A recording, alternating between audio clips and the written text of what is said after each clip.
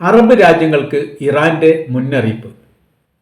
Iran president Masoud പെസഷ്കിയാനാണ് presidential ഓഫീസിൽ വെച്ച് കഴിഞ്ഞ ദിവസം രാജ്യത്തെ സംബോധന ചെയ്യുന്നതോടനുബന്ധിച്ച് അറബ് രാജ്യങ്ങൾക്ക് കൃത്യവും വ്യക്തവുമായിരിക്കുന്ന ചില നിർദ്ദേശങ്ങളും മുന്നറിയിപ്പും നൽകിയത്. അമേരിക്കക്കും ഇസ്രായേലിനും വ്യോമപാത നൽകുകയോ എയർബേസ് ഉപയോഗിക്കാൻ അവസരം നൽകുകയോ ഇന്ധന സഹായം നൽകുകയോ മറ്റോ ഇറാനെതിരെയുള്ള ഏതെങ്കിലും തരത്തിലുള്ള ഒരു പ്രവൃത്തി നൽകുകയാണെങ്കിൽ നിങ്ങളെയും ശത്രു രാജ്യമായി കണ്ടുകൊണ്ട് അതേ എയർബേസിനെ കേന്ദ്രീകരിച്ചുകൊണ്ട് ആക്രമണം നടത്തും എന്ന് ഇറാന്റെ പ്രസിഡന്റ് ഔദ്യോഗികമായി തന്നെ പറഞ്ഞിരിക്കുകയാണ്.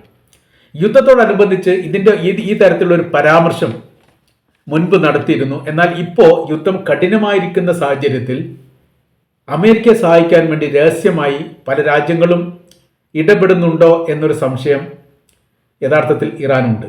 അതിൻ്റെ കാര്യം അവർ ഒരു പ്രത്യേകമായിരിക്കും ഒരു അന്വേഷണ സംവിധാനത്തിൽ തന്നെ ഇറാൻ നിയോഗിച്ചിട്ടുണ്ട്. ഇസ്രായേലിൽ നിന്ന് നേരിട്ടല്ല പല അക്രമങ്ങളും ഉണ്ടാകുന്നത് എന്ന കാര്യം കൃത്യമാണ്.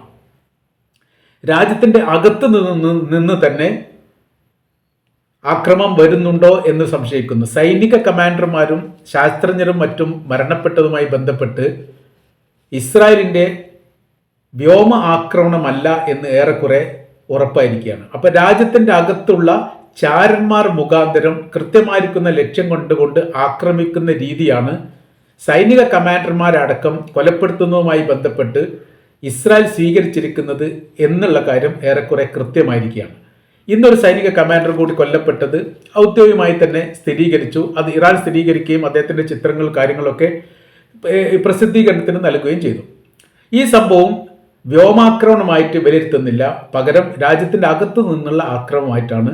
അതോടനുബന്ധിച്ച് തന്നെ 1800ഓളം കിലോമീറ്റർ ദൂരെ നിന്ന് പറന്ന് രാജ്യത്തെത്തി ഇസ്രായേൽ ആക്രമണം നടത്തുന്നു എന്ന് ഇറാൻ കരുതുന്നില്ല.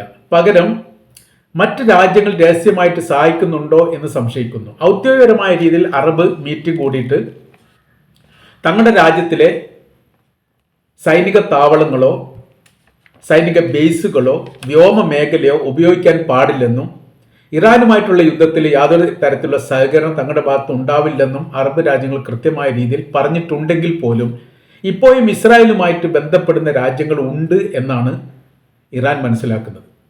അത് ഏതൊക്കെ തരത്തിലാണ് എന്നതിനെക്കുറിച്ച് വിവരങ്ങളൊന്നും ഇല്ലെങ്കിലും ഇത്തരം ഒരു സംഭവ കാര്യങ്ങളൊക്കെ നടക്കുകയാണെങ്കിൽ അതിനെക്കുറിച്ച് വലിയ നിരീക്ഷണങ്ങൾ ചെങ്കടലുമായി കേന്ദ്രീകരിച്ചും മെഡിറ്ററേനിയൻ കടലിന്റെ ഭാഗങ്ങൾ കേന്ദ്രീകരിച്ചൊക്കെ ഇറാൻ നടത്തുന്നുണ്ട്.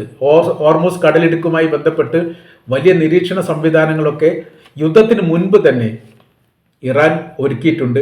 ആ നിരീക്ഷണത്തിന്റെ അടിസ്ഥാനത്തിൽ ഏതൊക്കെ രാജ്യത്ത് നിന്ന് ഇസ്രായേലിന് നേരെ പറന്നു വരുന്ന വിമാനങ്ങളുണ്ട് എന്നതിനെക്കുറിച്ച് കൃത്യമായിരിക്കും നിരീക്ഷണം നടത്തുന്നുണ്ട്. ആ നടത്തിൽ ചില വിമാനങ്ങളെ സംശയിക്കുന്ന തരത്തിൽ കണ്ടെത്താൻ വേണ്ടി സാധിച്ചു എന്ന തരത്തിലാണ്. ഇപ്പോൾ യഥാർത്ഥത്തിൽ അമേരിക്ക തന്നെയാണ് യുദ്ധം നടത്തുന്നത് എന്നുള്ളത് ലോകത്തിന് അറിയാവുന്നതാണ്. അതിനപ്പുറം ഒരു പ്രഖ്യാപനം കൂടി ഉണ്ടാവാൻ സാധ്യതയുണ്ട് എന്ന് രാഷ്ട്രീയ നിരീക്ഷകർ വിലയിരുത്തുന്നു. ഞങ്ങൾ ഈ യുദ്ധത്തിലുണ്ട് എന്നുള്ള തരത്തിൽ. കാര്യം ചെങ്കടൽ കേന്ദ്രീകരിച്ചുകൊണ്ട് അമേരിക്കയുടെ പടക്കപ്പലുകളൊക്കെ വന്നുകൊണ്ടിരിക്കുന്നു, എത്തിയിരിക്കുന്നു എന്നുള്ള കാര്യങ്ങളൊക്കെ പുറത്തു വരുന്നുണ്ട്. അപ്പോൾ അത്തരം ഒരു സാഹചര്യം ഉണ്ടാവുകയാണെങ്കിലും കപ്പലിൽ നിന്ന്, അതായത് മെഡിറ്ററേനിയൻ കടലിൽ നിന്ന് ഇറാനെ ആക്രമിക്കുക എന്ന് പറഞ്ഞാൽ ഒരുപാട് ദൂരപരിധി ഉള്ളത് കൊണ്ട് അത് വലിയ സാമ്പത്തിക നഷ്ടവും ലക്ഷ്യം കാണാൻ വലിയ പ്രയാസവുമാണ് എന്ന് അമേരിക്കയും ഇസ്രായേലും കണക്ക് കൂട്ടുന്നു. അപ്പോൾ അതിന് എളുപ്പമാർഗം എന്ന് പറയുന്നത് അവർ ഉദ്ദേശിക്കുന്ന കാര്യം അറേബ്യൻ മേഖലയിലുള്ള അമേരിക്കയുടെ എയർബേസ് ഉപയോഗിച്ചുകൊണ്ട് ആക്രമിക്കുക എന്നുള്ളതാണ്. നിലവിലെ സാഹചര്യത്തിൽ അവർ അനുമതി നൽകിയിട്ടില്ല. അങ്ങനെ അനുമതി നൽകപ്പെടുകയാണെങ്കിൽ തീർച്ചയായിട്ടും മിഡിൽ ഈസ്റ്റ് കേന്ദ്രീകരിച്ചുകൊണ്ട് വ്യാപകമായിരിക്കുന്ന ഒരു ആക്രമണവും യുദ്ധവുമായി ഇത് മാറുമെന്ന് മസൂദ് പെസഷ്കിയാൻ മുന്നറിയിപ്പ് നൽകിയിരിക്കുകയാണ്. സൗദി അറേബ്യയും UAE-യുമായിട്ടൊക്കെ ഒരു 10-15 വർഷത്തോളം യുദ്ധം ചെയ്തിട്ടുണ്ട്. യമനിലെ പ്രോക്സി വിഭാഗവുമായിട്ട് നേരിട്ട് കൊണ്ടുള്ള ഒരു യുദ്ധം നടത്തിയിട്ടുണ്ട്. അത് യമന്റെ സർക്കാരും അവിടെ ഈ ഇറാന്റെ പിന്തുണയുള്ള ഈ ഹൂത്തി വിമതരും തമ്മിലുള്ള വിഷയവുമായിട്ട് ബന്ധപ്പെട്ട് സർക്കാരിനെ സഹായിക്കാൻ വേണ്ടി ഹൂത്തികൾക്കെതിരെ സൗദി UAE അടങ്ങുന്ന രാജ്യങ്ങളിലെ സൈനികരുമായിട്ട് ഏറ്റുമുട്ടിയ ഒരുപാട് സംഭവങ്ങളും അതുമായി ബന്ധപ്പെട്ട ഒരുപാട് വിഷയങ്ങളും ഒരുപാട് മരണങ്ങളും റിപ്പോർട്ട് ചെയ്തിട്ടുണ്ട്. ഒരിക്കൽ ഹൂത്തികൾ സൗദി അറേബ്യയുടെ തലസ്ഥാനമായ റിയാദിൻ്റെ ഇന്റർനാഷണൽ എയർപോർട്ട് സമുച്ചയത്തിലേക്ക് ഒരു മിസൈൽ പായിച്ചതുമായി ബന്ധപ്പെട്ട് വലിയ രീതിയിലുള്ള ആശങ്കയും പ്രശ്നങ്ങളും നിലനിന്നിരുന്നു. അങ്ങനെ ഇവർ തമ്മിലൊക്കെ ഒരു യുദ്ധം ചെയ്യും എന്ന് പറഞ്ഞാൽ ആ യുദ്ധം ഉണ്ടാവുമെന്ന് ഏറെക്കുറെ ഉറപ്പാണ് എന്നുള്ള കാര്യം അറബ് രാജ്യങ്ങൾ കൃത്യമായ രീതിയിൽ അറിയാവുന്നതാണ്. പിന്നീട് അവർ തമ്മിലുള്ള വിഷയം, അതായത് പ്രോക്സി വിഭാഗം പ്രതിനിധീകരിക്കുന്നത് ഇറാനാണ് എന്നതിനാൽ ഇറാനുമായിട്ടുള്ള സൗദി അറേബ്യയുടെ വിഷയങ്ങളൊക്കെ ചൈനയുടെ നേതൃത്വത്തിൽ തീരുമാനാക്കി അങ്ങനെ മധ്യസ്ഥതയോടുകൂടി ആ പ്രശ്നം അവസാനിപ്പിച്ചതിന് ശേഷം പിന്നീട് വലിയ സൗഹൃദമാണ്. 3 പ്രാവശ്യമെങ്കിലും മരണപ്പെട്ടുപോയ ഇറാന്റെ പ്രസിഡന്റ് ഇബ്രാഹിം റൈസി ജിദ്ദ ഉച്ചകോടിയുമായിട്ട് ബന്ധപ്പെട്ട് ഇവിടെ വന്നിട്ടുണ്ട്. സൗദി അറേബ്യയുടെ പ്രതിരോധ മന്ത്രി ഇറാൻ സന്ദർശിച്ചുകൊണ്ട് ആത്മീയ നേതാവായിരിക്കുന്ന ആയത്തുള്ള അലി ഖംനായുമായിട്ട് ചർച്ച നടത്തിയിട്ടുണ്ട്. ചെങ്കടലുമായി ബന്ധപ്പെട്ട വിഷയം ഉണ്ടാകുന്ന സമയത്ത് ഈ അമേരിക്കയെ ഒരു തരത്തിലും സഹായിക്കില്ലെന്ന് കൃത്യമായിരിക്കുന്ന നിലപാട് സൗദി അറേബ്യ പറഞ്ഞിട്ടുണ്ട്. ആ ഒരു വിഷയവുമായിട്ട് ബന്ധപ്പെട്ട് പല പ്രശ്നങ്ങളും അമേരിക്കയും സൗദി അറേബ്യയും തമ്മിൽ ഉണ്ടായിട്ടുണ്ട്. അങ്ങനെയാണ് രാഷ്ട്രീയ അന്തരീക്ഷമൊക്കെ നീങ്ങിക്കൊണ്ടിരിക്കുന്നത്. യഥാർത്ഥത്തിൽ ചെങ്കടലിലെ വിഷയങ്ങളിൽ അമേരിക്ക പരാജയപ്പെടാനുള്ള പ്രധാന കാരണമായിട്ട് അവർ തന്നെ വിലയിരുത്തുന്നത് അറബ് രാജ്യങ്ങളുടെ നിസ്സഹകരണമാണ്. അതേ സംവിധാനവും അതേ നിസ്സഹകരണവും ഈ വിഷയവുമായിട്ട് ബന്ധപ്പെട്ട് വേണം എന്നുള്ളതാണ് മസൂദ് പെഷഷ്കിയാന്റെ അഭിപ്രായം. അതിന് അമേരിക്കയെ സംബന്ധിച്ചിടത്തോളം ഇത് മറ്റൊരു രീതിയാണ്. കാരണം ചെങ്കടലിൻ്റെ അതിർത്തിയുമായിട്ട് ബന്ധപ്പെട്ട വിഷയം അമേരിക്കയും യമനും മാത്രമുള്ള വിഷയമാണ്.